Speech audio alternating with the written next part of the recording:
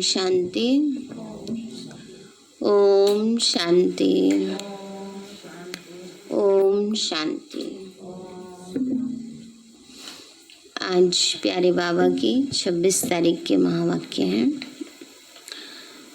बाबा बोले, मीठे बच्चे, अपने कैरेक्टर्स सुधारने के लिए याद की यात्रा में रहना है। मीठे बच्चे, अपने कैरेक्टर्स सुधारने के लिए क्या करना है? याद की यात्रा में रहना है। बाप की याद ही तुम्हें सदा सौभाग्यशाली बनाएगी। प्रश्न है, अवस्था की परख किस समय होती है? अच्छी अवस्था किसे कहेंगे? अवस्था की परख किस समय होती है? अच्छी अवस्था किसे कहेंगे? बाबा बोले, अवस्था की परख बीमारी के समय होती है ना। जैसे दादी कई बार कहती है कि मुझे दर्द है पर दुख नहीं है ना।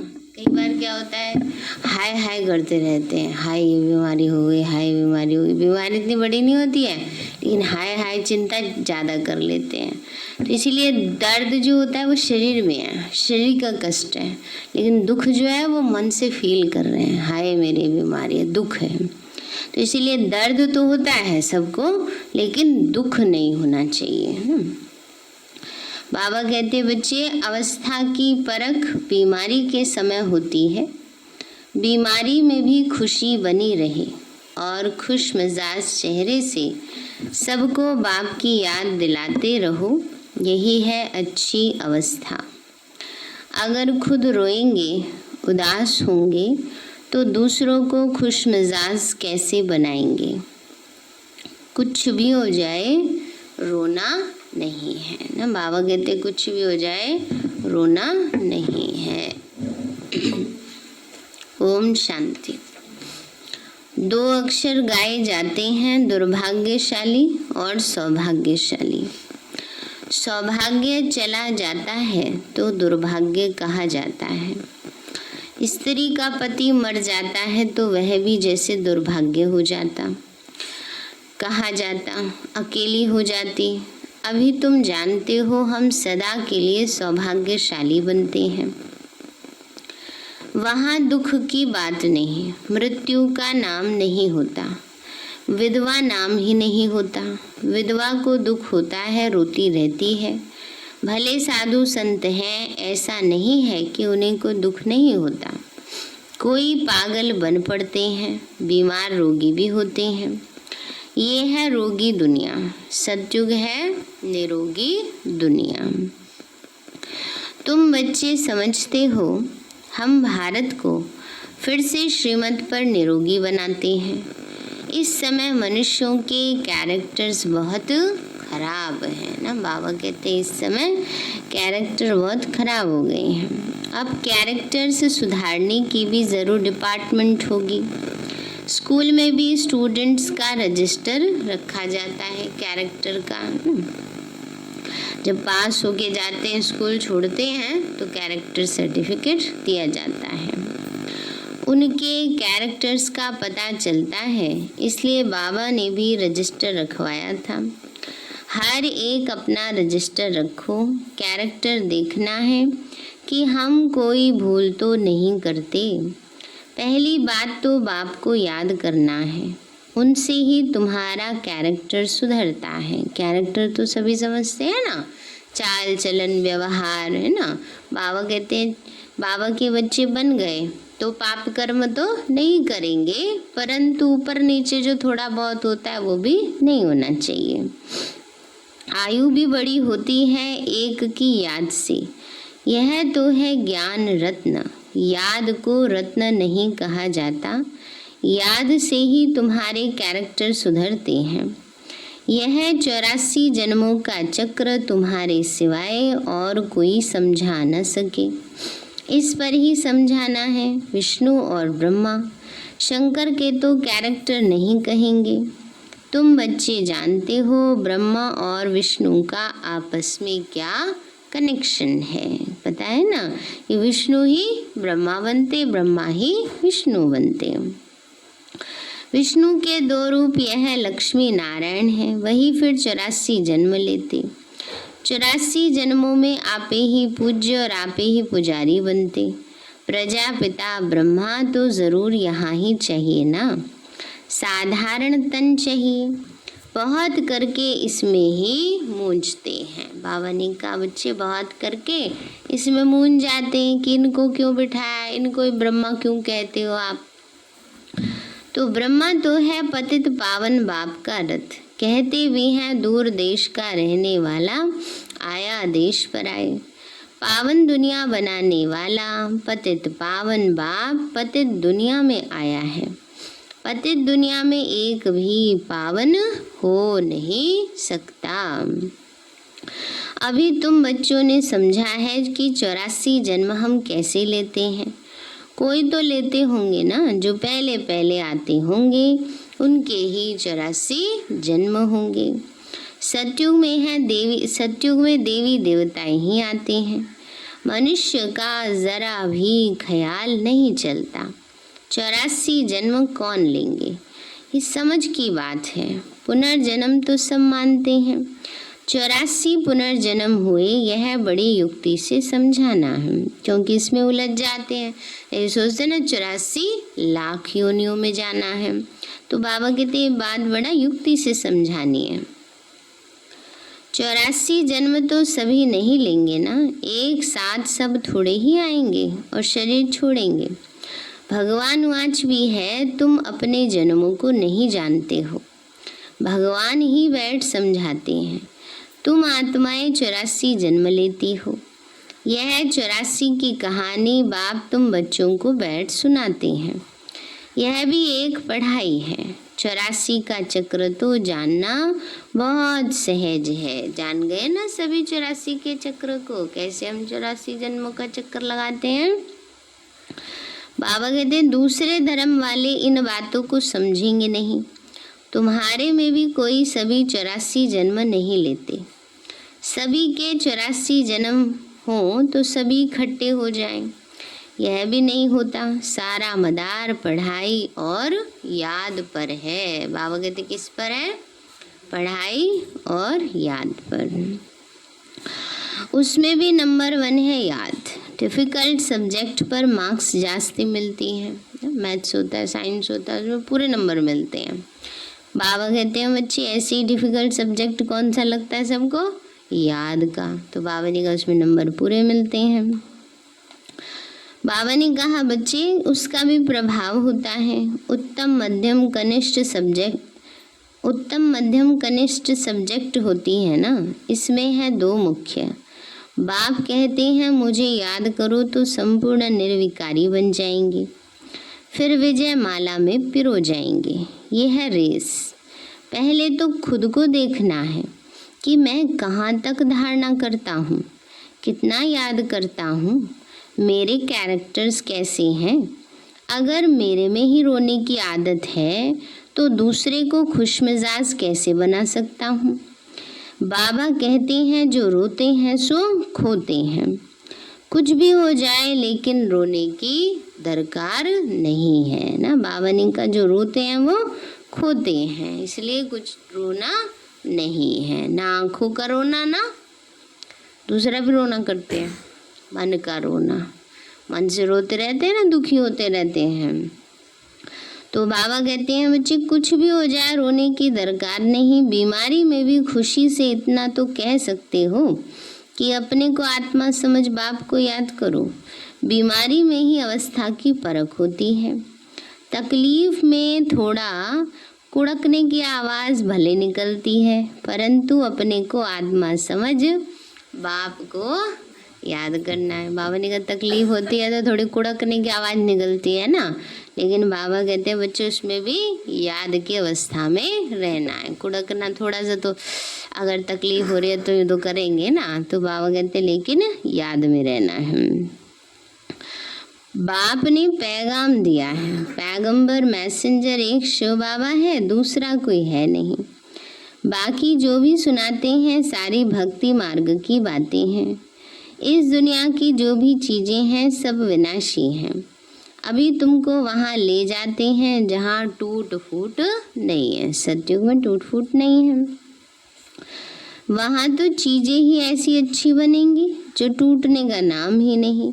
यहाँ साइंस से कितनी चीज़ें बनती हैं, वहाँ तो साइंस ज़रूर होगी, क्योंकि तुम्हारे लिए बहुत सुख भी चाहिए। बाप कहते हैं तुम बच्चों को कुछ भी पता नहीं है। भक्ति मार्ग कब से शुरू हुआ है, कितना तुमने दुख देखा है, यह सब बातें अभी तुम्हारी बुद्धि में है। देवताओं को कहा ही जाता है सर्वगुण संपन्न, 16 कला संपूर्ण, संपूर्ण निर्विकारी। फिर वह कलाएं कैसे कम हुई? अभी तो कोई कला नहीं रही है। चंद्रमा की भी धीरे धीरे कला कम होती है। तुम जानते हो यह दुनिया भी पहले नहीं है, तो वहाँ हर चीज़ सतो प्रधान फर्स्ट क्लास होती है। फिर पुरानी होते कलाएं कम हो जाती हैं। सर्वगुण संपन्न यह लक्ष्मी नारायण है ना। अभी बाप तुमको सच्ची सच्ची सत्य नारायण की कथा सुना रहे हैं। बाबा कहते हैं बच्चे अभी बाबा क्या सुना रहे हैं? सत्य नारायण की कथा।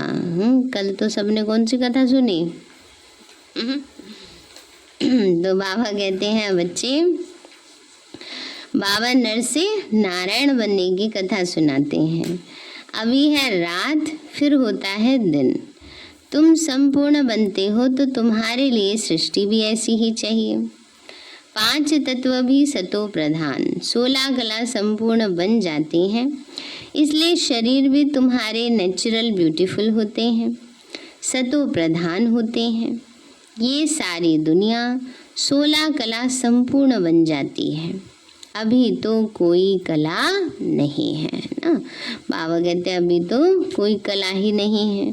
कलाएं तो हैं लेकिन सदा काल एक जैसी नहीं है। सतयुग में वो कला सदा रहेगी। जैसे किसी में भोजन बनाने की कला होती है, किसी में लिखने की कला होती है, किसी में चित्रकला होती है।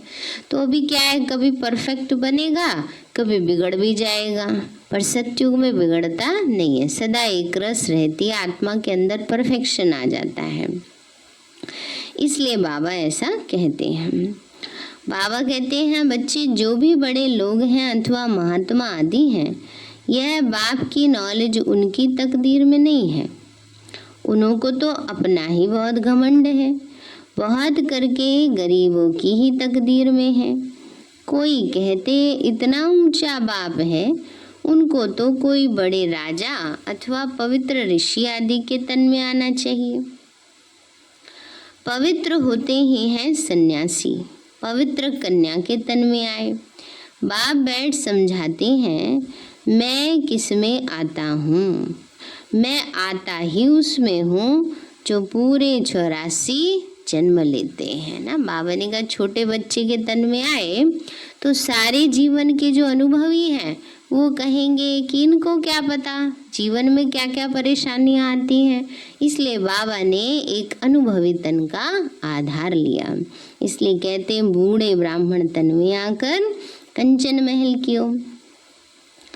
बाबा कहते बच्चे तो उसके तन में आता हूँ जो पूरे 84 जन्म लेते, एक दिन भी कम नहीं। कृष्ण पैदा हुआ, उस समय से 16 कला संपूर्ण ठहरा। फिर सतो रजो तमो में आते। हर चीज़ पहले सतो प्रधान, फिर सतो रजो तमो में आती। सतयुग में भी ऐसे ही होता है। बच्चा सतो प्रधान है, फिर बड़ा होगा तो कहेगा कि अब हम यह शरीर छोड़ सतो प्रधान बच्चा बनता हूँ। तुम बच्चों को इतना नशा नहीं है, खुशी का पारा नहीं चढ़ता है। जो अच्छी मेहनत करते हैं खुशी का पारा चढ़ता रहता है, शक्ल भी खुशनुमा रहती है।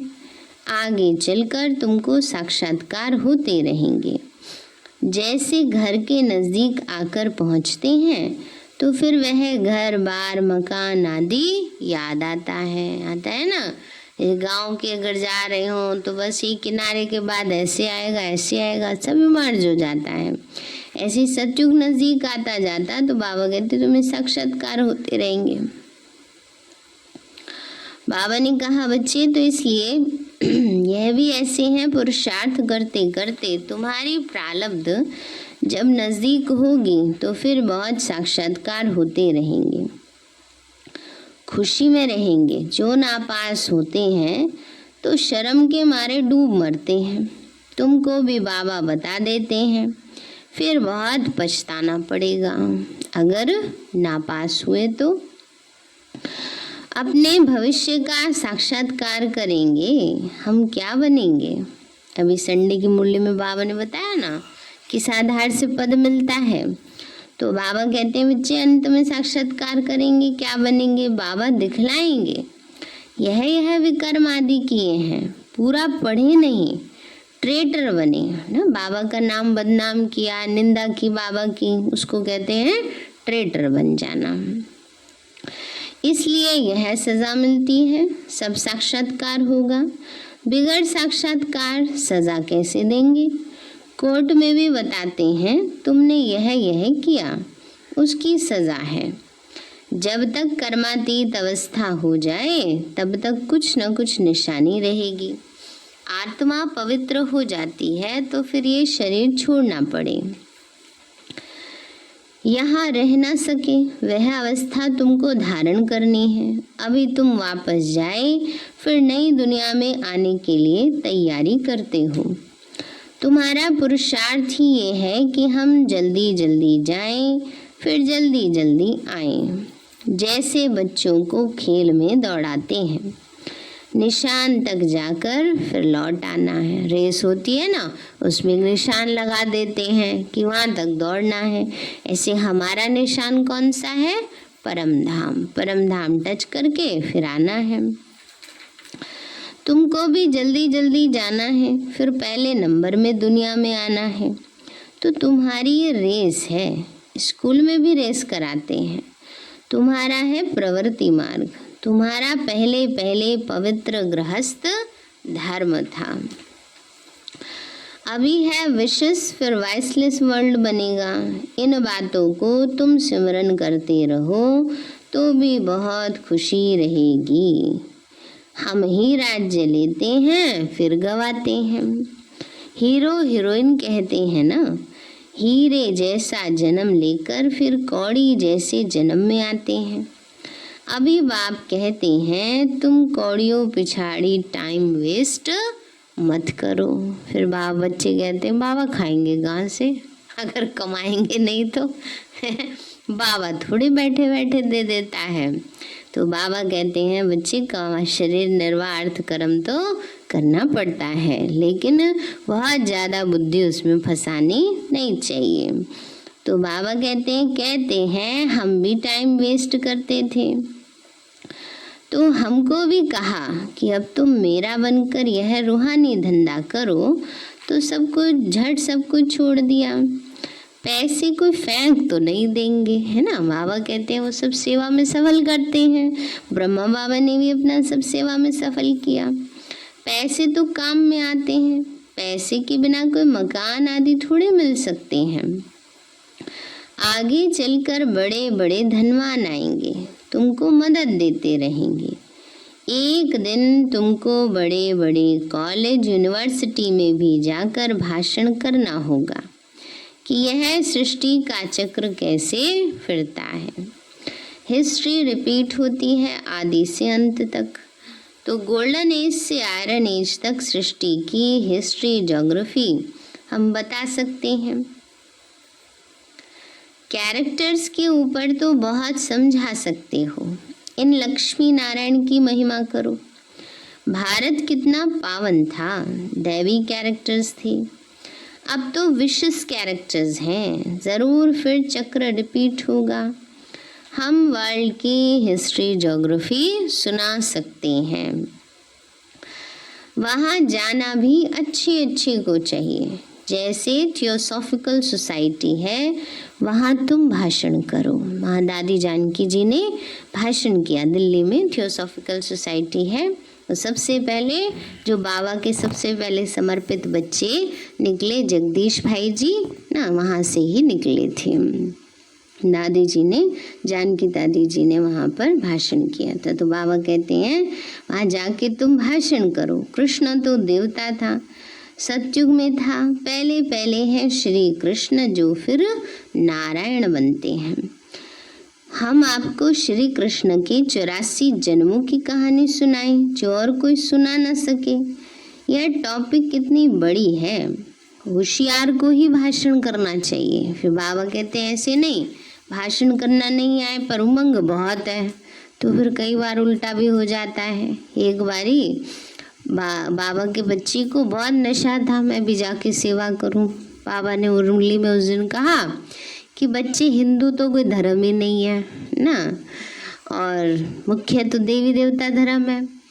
तो बच्चों को बड़ा नशा था, तो बहनों को उस दिन मंदिर से निमंत्रण मिला था सेवा करने के लिए। तो सोचा भाई को बहुत नशा है ज्ञान सुनाने का, तो पहले जाकर के उनको भेज दिया कि आप पहले जाकर थोड़ा सुनाना और हम पीछे से आएंगे।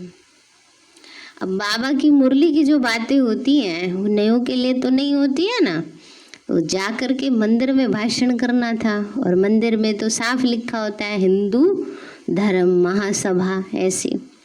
अब जा कर के पॉइंट्स क्या सुनाई कि हिंदू तो कोई धर्म ही नहीं है तो उसको क्या मिलेगा जब सभी सुनने लगे बातें कि हिंदू धर्म का तो स्थापक का किसी को पता ही नहीं है, तो उनके ऊपर इतने बहनें वहाँ पहुँची, इतने तो खूब टमाटर और जूते चप्पल खूब बरसाने लगे लोग।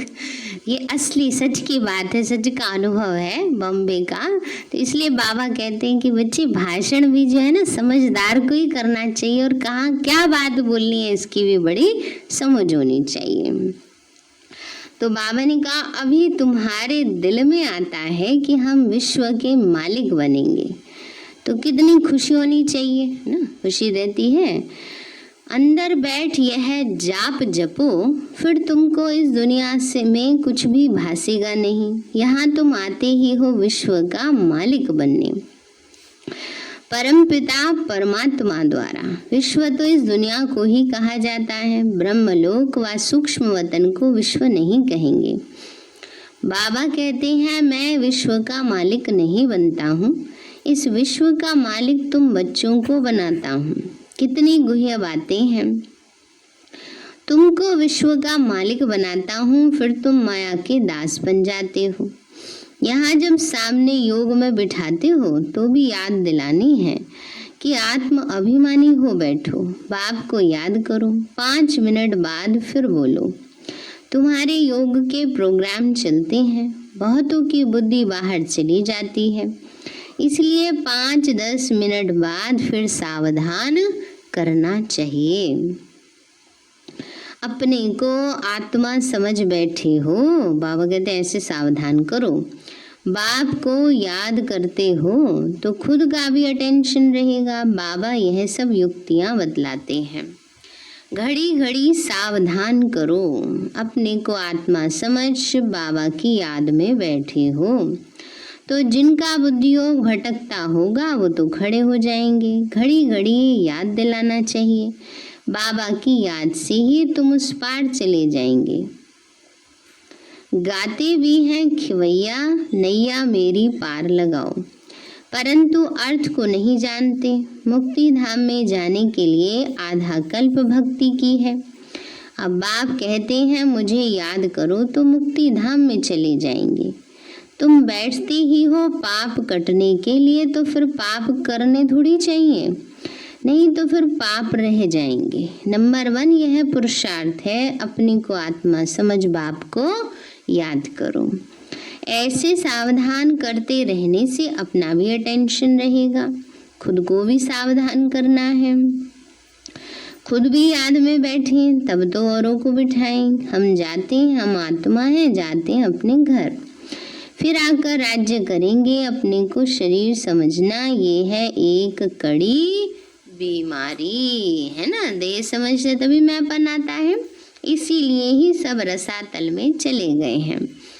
उनको ही फिर सैलवेज करना है, माना बेड़ा पार लगाना है। अच्छा, मीठे मीठे सिक्के लदे बच्चों प्रति माता पिता बाप दादा का याद प्यार और गुड मॉर्निंग। रूहानी बाप की रूहानी बच्चों को नमस्ते। रूहानी हम बच्चों की रूहानी माता पिता बाप दादा को नमस्ते। नमस्ते बाबा, नमस्ते। धारणा के लिए मुख्य सार है, अपना टाइम रूहानी धंधे में सफल करना है, हीरे जैसा जीवन बनाना है।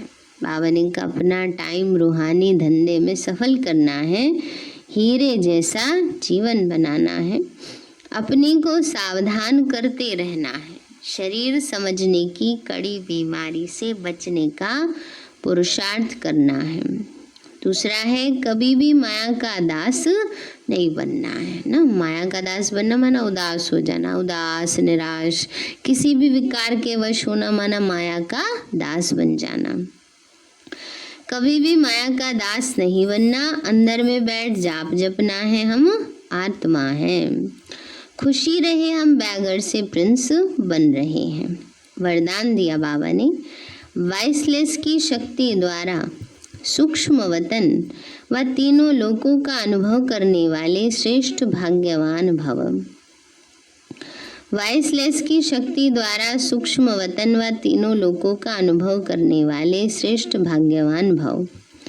बाबा बोले जिन बच्चों के पास वाइसलेस की शक्ति है, वाइसलेस का मतलब निर्विकारी पन की शक्ति है, मतलब पवित्रता की शक्ति है, बुद्धियों बिल्कुल रिफाइन है, ऐसे भाग्यवान बच्चे सहज ही तीनों लोकों की सैर कर सकते हैं। जिनकी बुद्धि निर्विकारी है, मनसा वाचा कर्मणा पवित्रता की धारणा है, तो शुद्धता पवित्रता होने के कारण बाबा कहते हैं सहज ही सूक्ष्म वतन और तीनों लोकों की सैर कर सकते हैं। सूक्ष्म वतन तक अपने संकल्प पहुंचाने के लिए सर्व संबंधों के सार वाली महीन याद चाहिए। यही सबसे पावरफुल तार है ना सबके पास। बाबा कहते यही पावरफुल तार है, इसके बीच में माया इंटरफेयर नहीं कर सकती। तो सूक्ष्म वतन की रौनक का अनुभव करने के लिए स्वयं को वाइसलेस की शक्ति से संपन्न बनाओ। स्लोगन है, किसी व्यक्ति वस्तु व वैभव के प्रति आकर्षित होना ही कंपेनियन बाप को संकल्प से तलाक देना है। बाबा ने क्या कहा, किसी व्यक्ति वस्तु वैभव के प्रति आकर्षित होना ही कंपेनियन माना साथी बाप को संकल्प से तलाक देना है। तो कभी भी तलाक बाबा को नहीं देना है। सार है मीठे बच्चे, अपने कैरेक्टर्स सुधारने के लिए याद की यात्रा में रहना है। बाप की याद ही तुम्हें सदा सौभाग्यशाली बनाएगी। प्रश्न है, अवस्था की परख किस समय होती है? अच्छी अवस्था किसकी कहेंगे? बाबा बोले अवस्था की परख बीमारी के समय होती है। बीमारी में भी खुशी बनी रहे और खुश मिजाज चेहरे से सबको बाप की याद दिलाते रहो, यही है अच्छी अवस्था। अगर खुद रोएंगे, उदास होंगे तो दूसरों को खुश मिजाज कैसे बनाएंगे? कुछ भी हो जाए क्या नहीं करना है, रोना नहीं। अच्छा, ओम शांति। अभी प्यारे बाबा को भोग लगाएंगे।